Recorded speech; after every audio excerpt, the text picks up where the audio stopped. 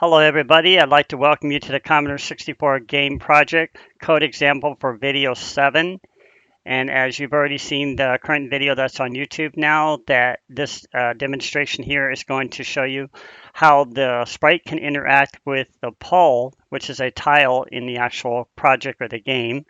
And he can move up and down the pole, and he can move left and right across the deltas, not to bypass a wall in any direction, which is checking for collision detection.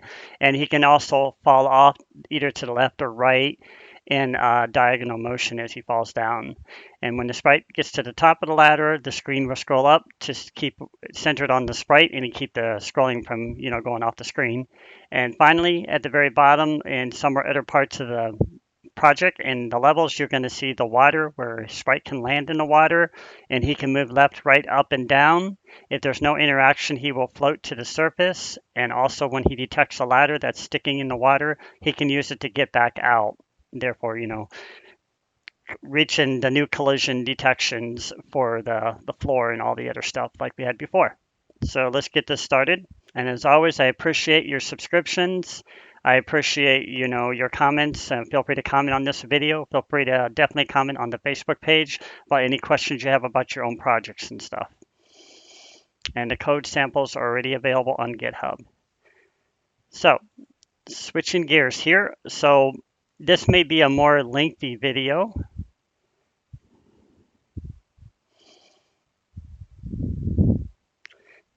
And what I'd like to do in this example is kind of go over the code again for those who may not be following the project. I don't want to make this video too long because there's a lot to cover. Initially, when you're writing in a semi-language program, you always want to set these variables in the actual program that are used by the actual program. In this case, you've got screen memory variables, you've got sprite variables here, and we've got also some parameters. These are temporary variables used whenever you're, scrolling the screen or doing other things that you would use them for. Very useful for zero page variables. And you'll see down here I've got a zero page, and of course the parameters are used for stuff like counters and other stuff like that.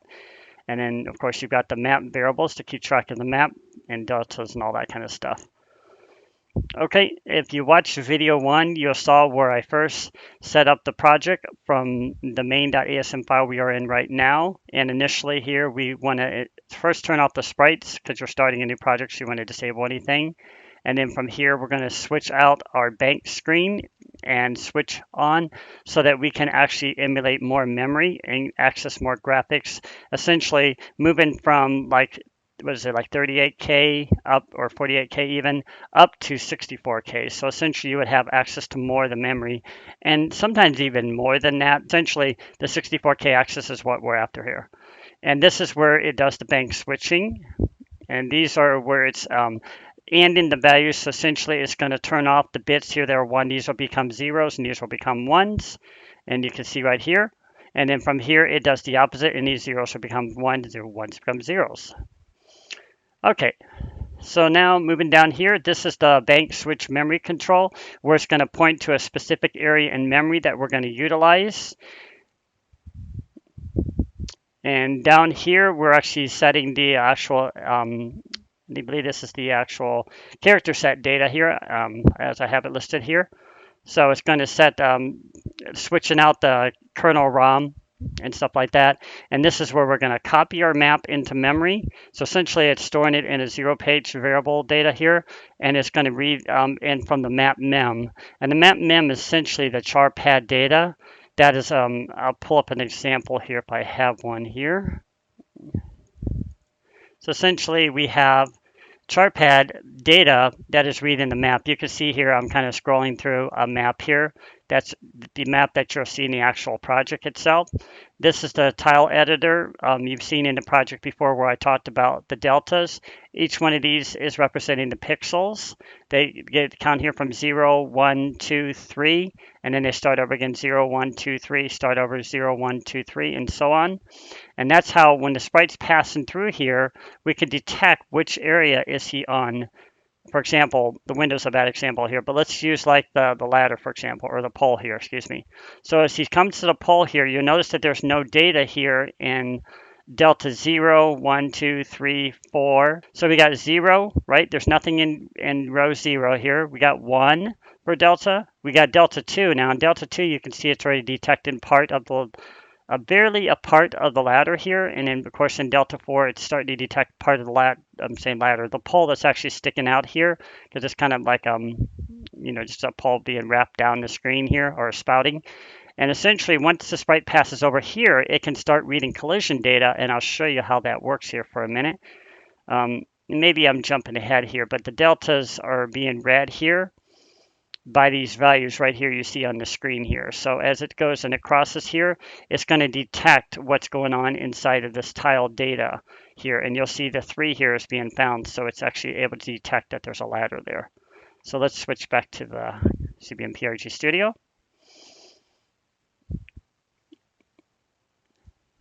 Okay, so we'll probably get into more of that later here. So essentially now we're going to be setting up our screen.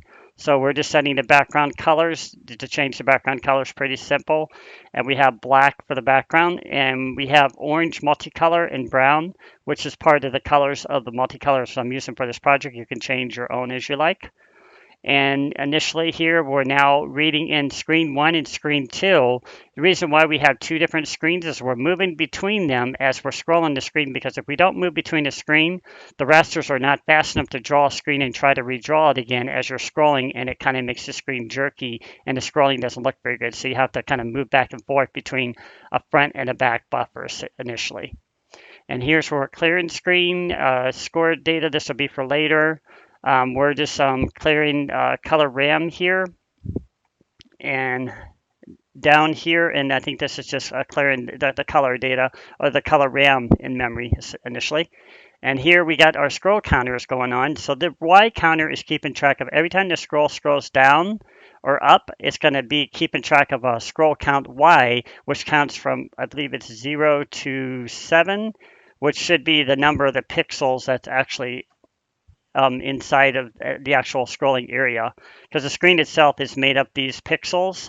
Even though you saw 4 earlier, initially those are multicolors, so they're taking 2 on 1, and I could have a whole multicolor lesson to explain how that works. So if you think of pixel 0 as being 0 and 1, and pixel 1 being 1 and 2, and so on, like that, you might be able to understand why this is scrolling from 0 to 7.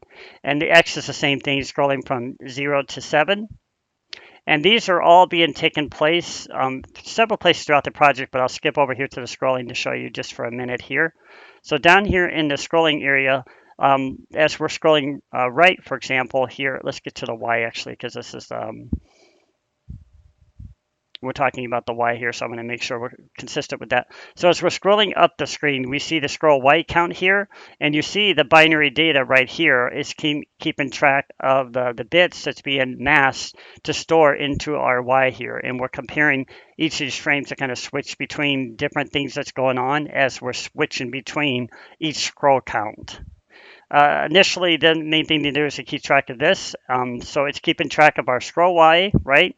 Our up and our down. And here it's keeping track of our left, which is our X position.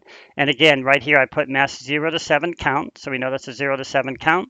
And then down here, we got our right, mask 0 to 7 count again. And it's keeping track of our scroll count X as it moves back and forth, or left and right. So initially, that's why we're setting here a 3, just to kind of set the default start to kind of kick off the scrolling. And in here, we're setting the X count to 4 here. And then now we've got our scroll stop. So we always want to start with the scroll stop, because we want to make sure the screen starts stopping before, initially the screen is not scrolling before the project is beginning. It's kind of like when we cleared out the sprites. Okay, now we are setting up the map here. If you look from the other initial videos I had, whether it was video 1 or 2, where I started introducing the map drawn on the screen, that's initially what we're getting here. Is we're going to detect the current level, and we're going to load level, which essentially is just loading in that CharPad data map you saw earlier and just drawing it on the screen. It's not scrolling yet, it's just placing it on the screen. And this is the placement. You can change these, by the way, to move the screen around in different areas, which I demonstrated. I think it was like a video 3 or something. And then here we draw the map on the screen. It's going to draw the map as we've seen from our initial earlier projects here. And it's just keeping track of the deltas, clearing them out so that we can initially place the map perfectly on the screen at that position. So if we look back here, and we're keeping track of our X and our Y, right, to figure out where the map is positioning on the screen here. And our start level is over here, of course, and we're reading in the X, so it starts coming into this variable and it starts checking the X right here. So it's initially going to look at the map line, which is a lookup, and if you go down here to map line down here, you'll see it starts right here. And initially, this is just looking at the screen at each X position, so this would be 0, if X were equal to 0, X equal to 1, 2, 1. So it can look up and down the screen as it scrolls, which is initially what this X is doing. X is actually acting as the Y position because it's initially checking the up and down, and then the Y is checking as the X position. I know it's a little backward, but it was the best thing to work for this project here. And the Y here is reading in our 0-page data, so it's going from left to right there. So initially, as you move the Y, it's going to relocate the pointers of where the map is pointing to here. So hopefully that makes sense. But anyways, if we look at that, that's what that's doing. Is it's going to, if you move it, it'll move the screen around. And then we're going to copy the buffer. This is what I talked about, that front and the back, or screen 1 and screen 2. So it's going to copy screen 2 here so we can move back and forth between it.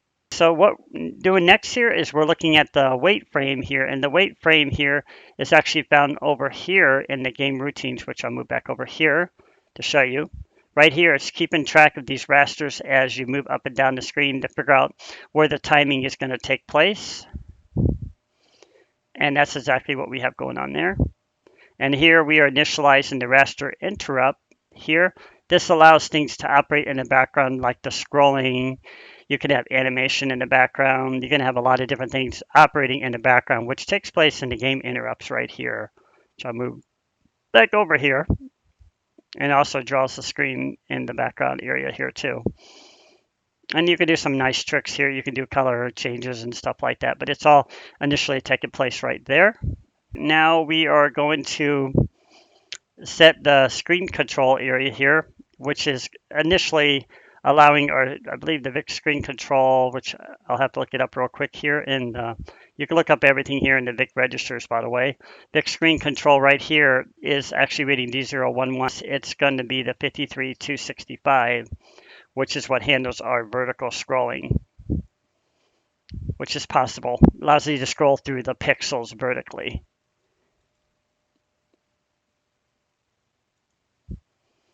Okay, so initially, then we're going to also change the border color. We're not into the main loop yet, by the way.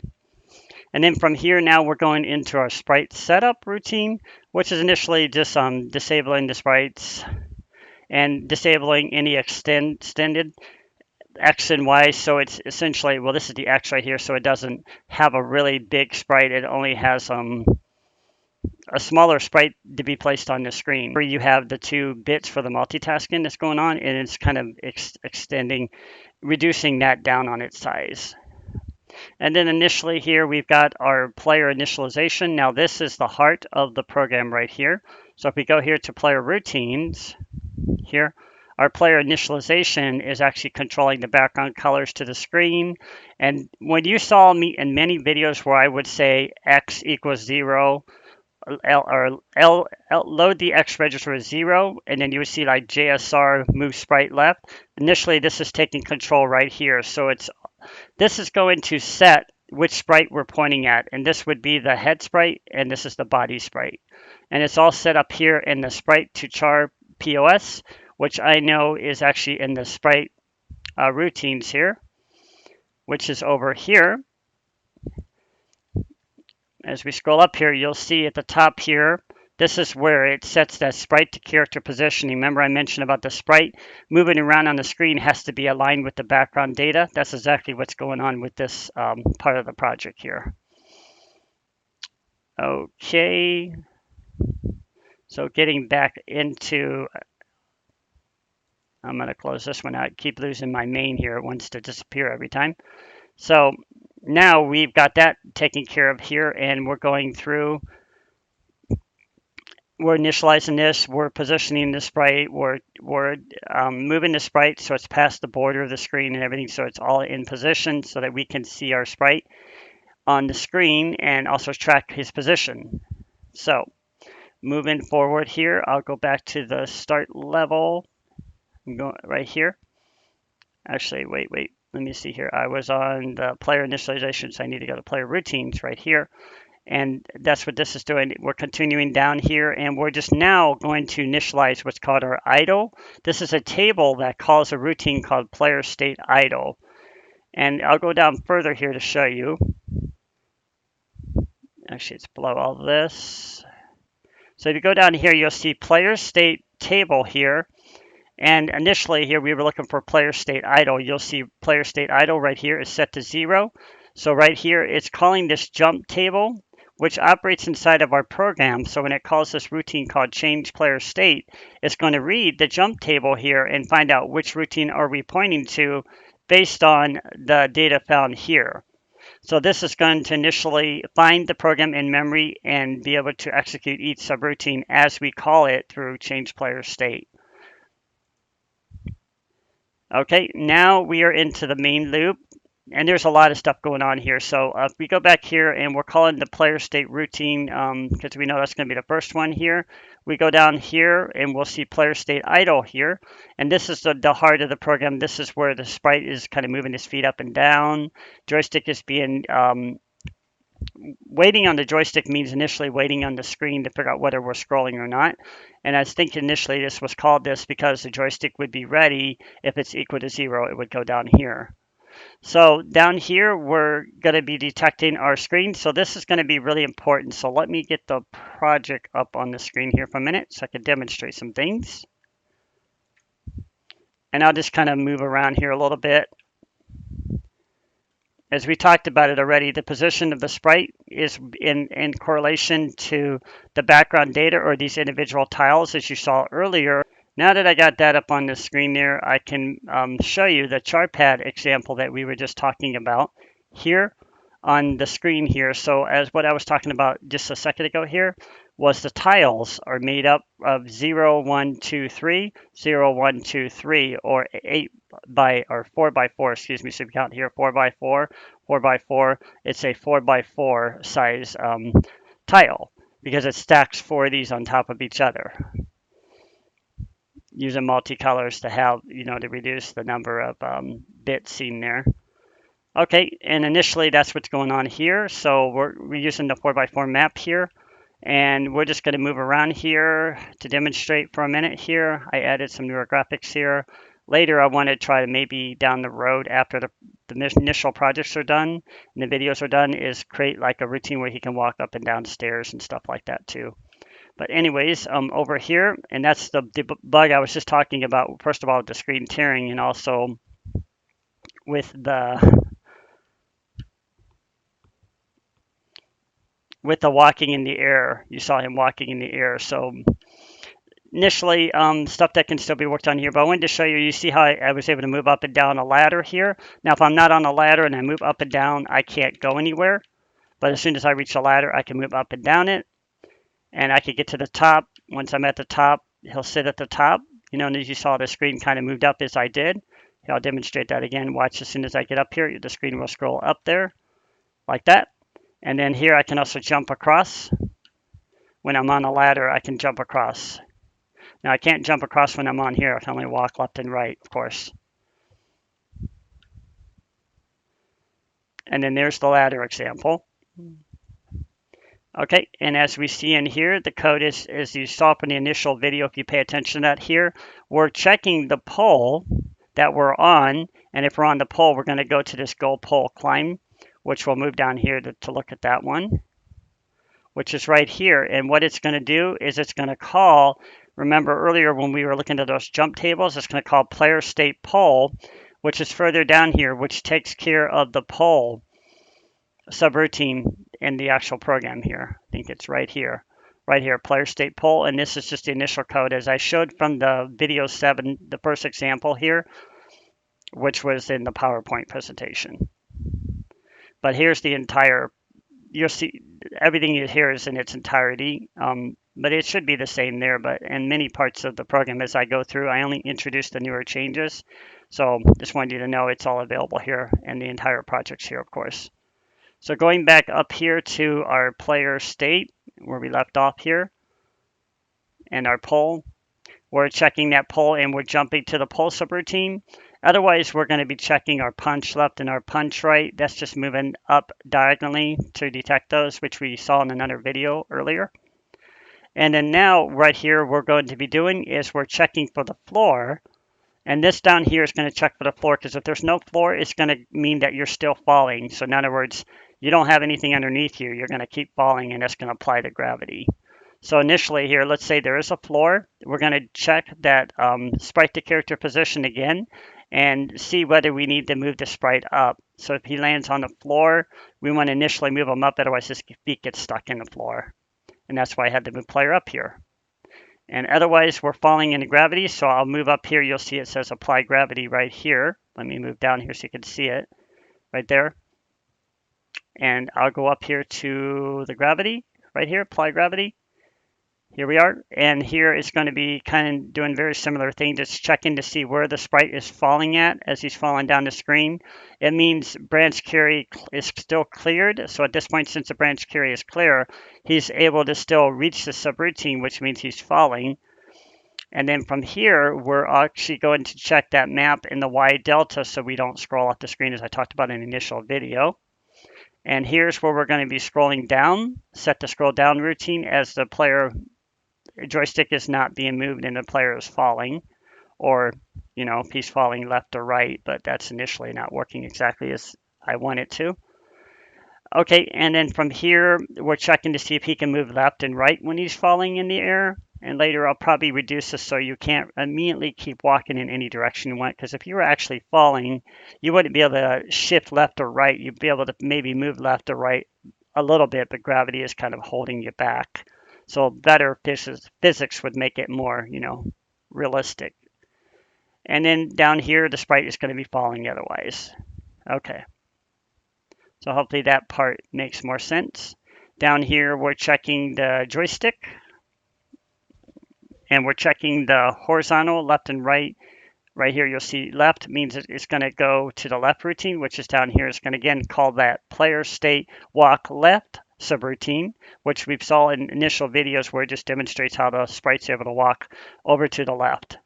And otherwise, if it's not that, it means it falls out here, which means it's not equal to 0, it's not negative, so it must be positive. And if it's positive, it's going to mean he's able to move to the right. And all of these JoyX routines, if you're curious again, and I need to show you just for purpose's sake here, they're all controlled. And let me close this one here so we don't keep losing our things here. Everything is controlled here inside of the read joystick area, which this is being called initially inside of an interrupt every time. So it's always reading this area real time. And you'll see here, it's checking the joy. First it clears them here, and then it starts checking them, which is what this joy 2 is doing, is it's reading the address for the joystick, and it's testing the bit values and seeing what's found there. And of course, if we have all bits set, which is 255 here, or FF, then that means we've found the left position. So as you go back here, you'll see for the left position here, I said it was 255 here, so that means it's initially checking for the negative value. So 255 or less than 255, since it would flip back to 0 anyway. Okay, and then from here, and these are just real-time set values so that the project can actually find them. And then otherwise, we're testing the left position here, and we're just setting a 1 into it, which is the positive that we spoke about here. You can use initially any value because it's positive, but just use a 1, for example, here. And if it's 1, then it's going to, just jump down to the routine here, because otherwise, if it's 0, it's going to go check the vertical past all of this. So if we go down here, initially, we're going to be able to check up and down as the player's just sitting there. To switch back here for a minute here to the vice. You see how the player's just sitting here idle right now? If I'm moving the joystick, he's going to move, right?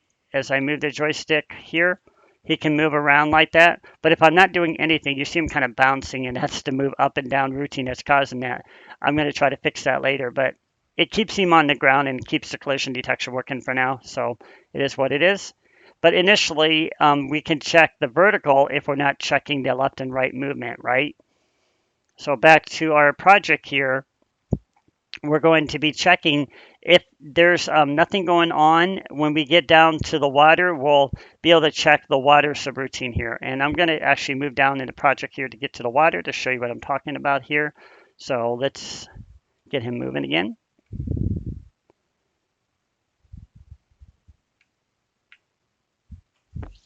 Good to see a little bit of the map here for a minute. This is the lower levels that I've actually created.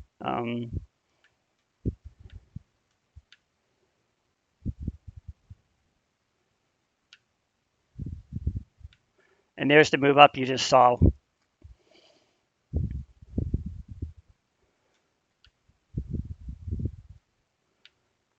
Now I'm just demonstrating. Now you can't reach the water, it's way up there, but there's water down here, I know, so I'm just going to drop him down here until we land in the water eventually. And down here, the screen's kind of jerking again there. Some of the bugs I've been trying to work on, so there should be some water down here. Here we go. Now he's in the water. You see how he lands in the water here. Otherwise, if he's on a pole, he's going to just interact with the pole, which again is those. Now would be a good time to show you the CharPad again. So anyways, from here, we're looking at the water. So let me scroll down here to get to the water where we are, and I'll turn off the material vision. Down here, this might be pretty close to where we are, I think. It looks like we're right there at the water. That should be it, or something close to it. Let me see. I'm just trying to be kind of exact where we are. I think we might be right here. Actually, we are right here. I think that's it. Looks like that's probably it. Okay, cool. Okay, so we're at this position right here. So I'll turn on the materials vision again.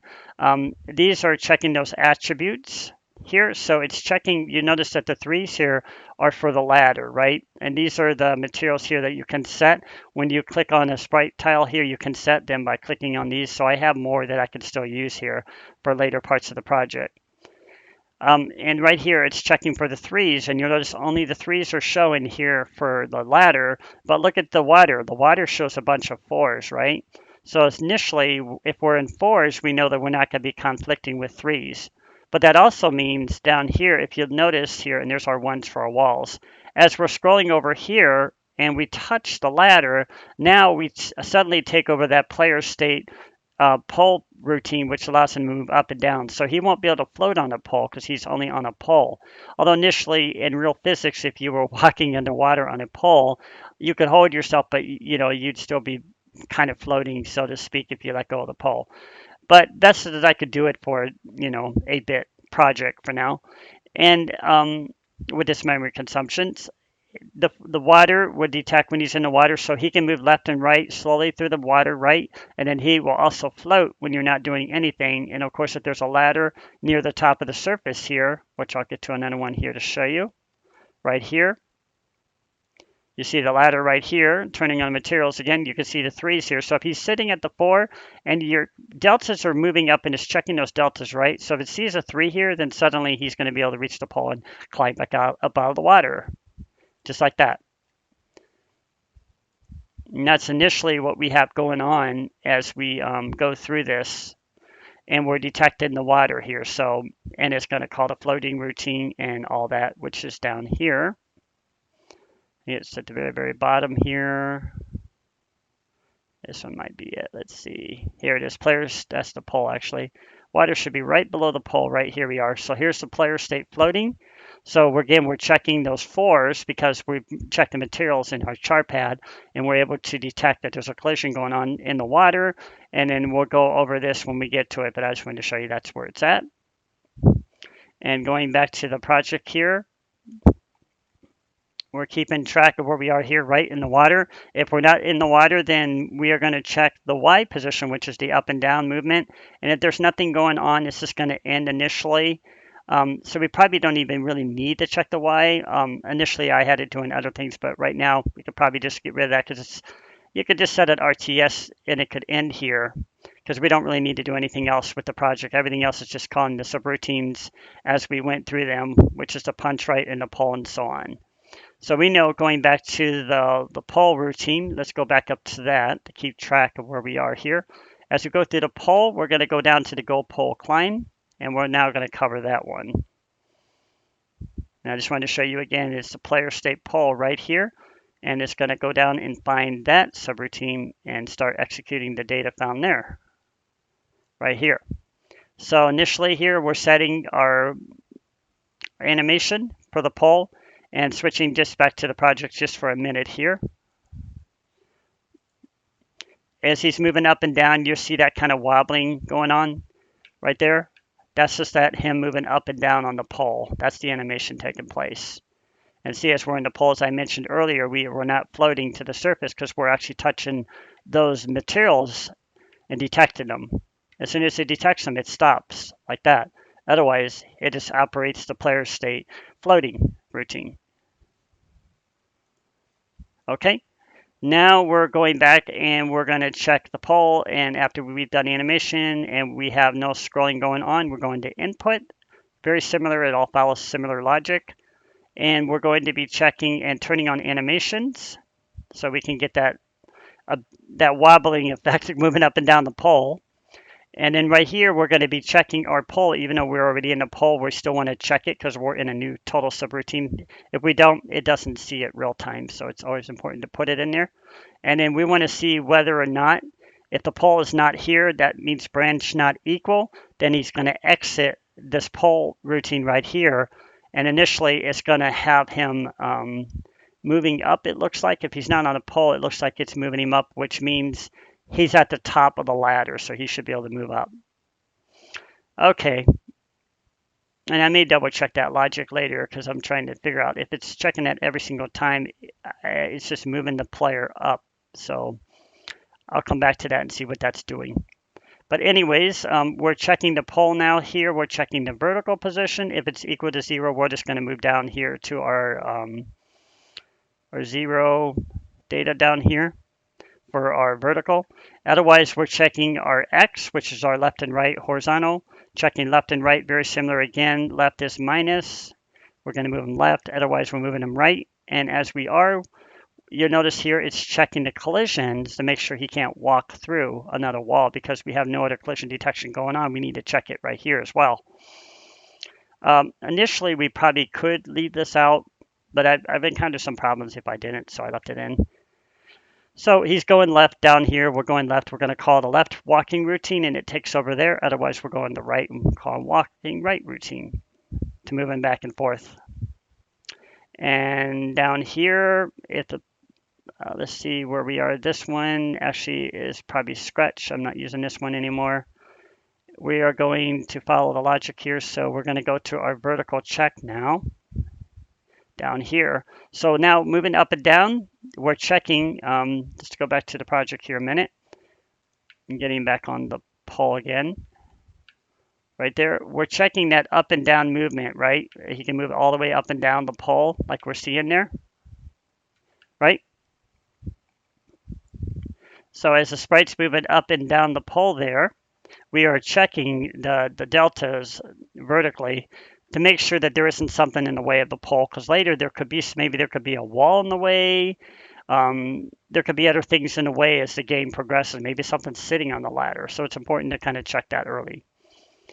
And then we're moving him to the right if we're checking the delta, which initially is checking above the sprite.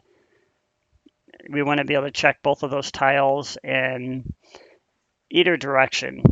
And then here we're checking our Y position. This is our moving up and down as you just saw earlier. So if he moves up or if he moves down, it's pretty straightforward in both situations. Otherwise, if we're not doing that, I think it jumps to the incline. Let me see here, incline. End. So we just jumped to end. So I thought I was jumping incline from something, but it may have been an old code that was sitting here. Yeah, I need to kind of clean up some of this. So I took out the incline here, so we can just get rid of this. Initially, I was checking some other things as he was moving down here, but I found out I didn't really need to do it yet. So that's what's going on with that one, right? The pole. Now we'll jump back here again to check for the floating. And I notice this video is at 41 minutes, so I'm going to try to speed it up here now. Going to the floating down here. Should be here when we're checking for the floating. Right here, he's in the water. So we're going to go to the floating, right? Which is, I think it's above here, right here. Go player state floating, right? So we're going to jump all the way down until we're checking our floating. Right below the pole here, right here. And now we're checking for the water movement left and right. And you'll notice here I kind of highlighted these out to show you, as I mentioned before, initially what it's doing is it's going to slow down the sprite when you take off that second leg part, because it's still able to read and move both sprites on the screen since it's operating directly behind the scrolling routine, which you can't see, but it's up here. If I move it over, you might see it a little bit there.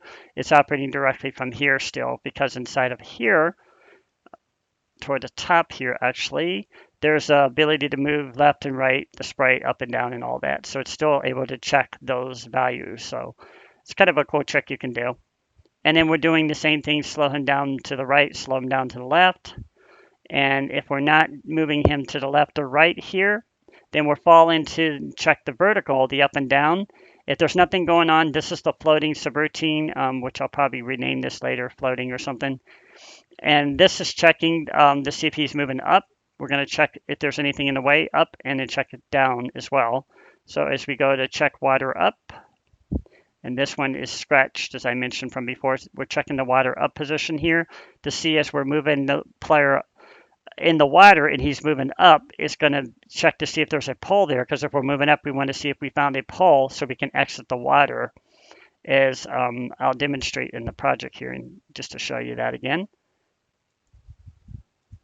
Let's go find a pole that's actually sitting in the water if we can here somewhere. We have to walk around a little bit here.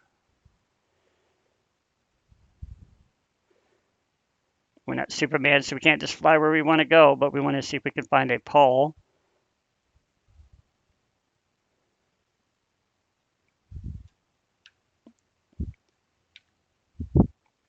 There's a ladder here.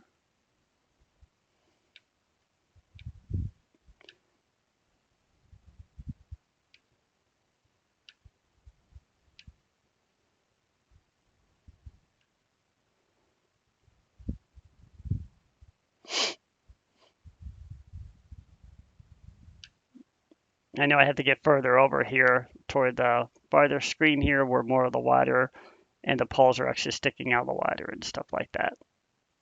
I believe down here we may have one. Oh, and there's that walking in the air you just saw. Let's see, this is the one that goes back up to the top of the surface. We could actually check it over here too, going back to the initial levels that I created for the project.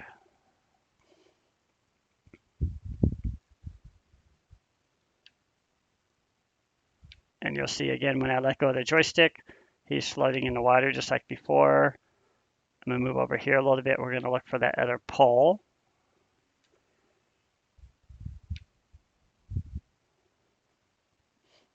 And there it is.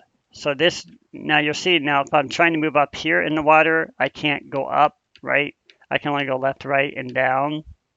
But as soon as I see a pole, we're touching those deltas now, so I can easily move up and down the pole like that and get out of the water.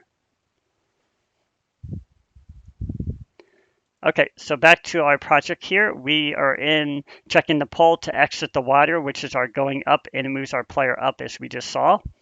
Otherwise, we are checking the, if we're not checking the pole, we're just checking the water. And if we're just checking the water real time here, as we're moving the player up, we're just going to move him up through the water initially here. So we may not even need this part. We're just checking the pole. We're already checking the water, so I might have an overkill on that one. Let's see here. Well, it isn't actually checking for the collision, so I still have to detect it. So I guess that's all normal still. Okay, so initially here, our down position, very similar. We're moving him down. We want to check the leg sprite. So as we're moving down, we want to make sure his legs have made contact, and I'll switch over to show you what I'm talking about again. So as I'm going to move down in the water here, and as I move down and I encounter something like that, the floor, you notice it's checking his legs. Now, if I don't check his legs, he'll be able to go all the way down to his waist, which doesn't look accurate. So I wanted to kind of demonstrate that for you.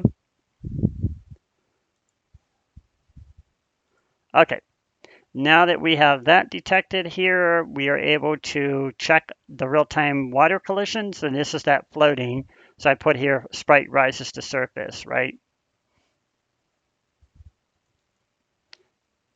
And initially here, as he's rising to the surface, we're just moving him up slowly. So we're taking off the leg part to kind of slow him down, and then that just allows him to float.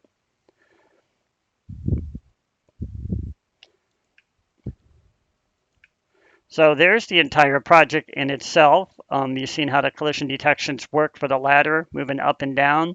You also see how the screen scrolls when he moves up to the top. And you've also seen how he's able to go in the water here. So as he lands in the water, it slows him down even a little bit there. And initially here, once he's in the water, he can move left and right, and he'll float if you let go of the joystick, just like before there. So that's the entire project as we are up to video 7. So guys, I hope you enjoyed this little venture into video 7 here. And if you have questions about the project, let me know. If something was going too fast, you couldn't see something on the screen, we can kind of go back over that on Facebook or whatever. I hope you guys enjoyed this video as much as I always enjoy creating them for you. These are actually my favorite ones because they're easier to edit in a lot of ways, and you're just straightforward. You're just talking about code and you're demonstrating examples. But into I didn't want to do everything step by step completely because it would take forever. But yeah, as always, appreciate your subscriptions. Please like, favorite, subscribe to this channel, and help me grow. I appreciate that so much. It's very hard to grow on YouTube if you're not getting subscribers and people don't find interest in your videos. So it helps me out a lot. And yeah, guys, you guys take care of yourself. Hope you have a great day. Feel free to check out the GitHub projects. Everything is available there and all the code and all that. And you guys have a great day.